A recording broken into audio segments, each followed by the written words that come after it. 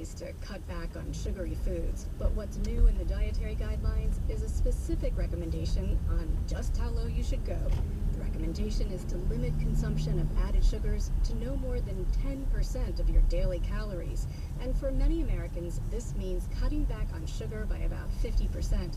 Over the past 5 years, many studies have linked high sugar consumption to an increased risk of type 2 diabetes and heart disease. The new guidelines do not include a specific recommendation to cut consumption of red meats or processed meats, but they do make the recommendation to shift to more alternative sources of protein, including seafood, beans, nuts, and seeds.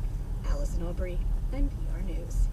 Cancer is becoming the #1 killer in more and more states, even though cancer death rates are falling. That's because deaths from heart disease have declined even faster.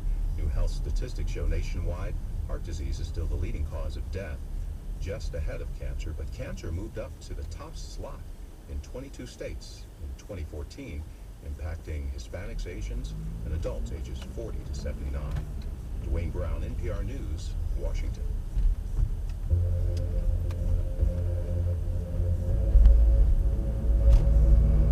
I'm John Pino for Open Air, new music from Colorado Public Radio. The Denver-based duo Plume Varia is a husband and wife effort.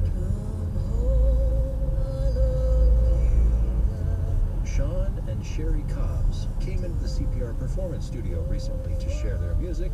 They also talked about what it's like to be in a band with your spouse.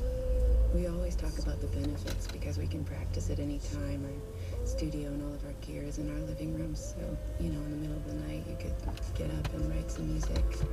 But then it has negatives too. Oh, sure. Yeah, like you can let an argument over dishes then bleed into the band world, which normally that wouldn't happen.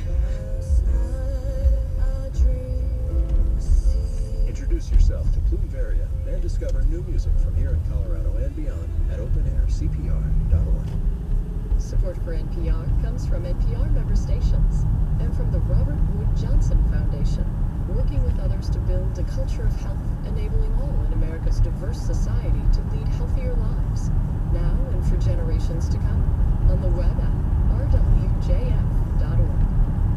And from the SCAN Foundation, working to advance a coordinated system of high-quality services for older adults that preserve dignity and independence.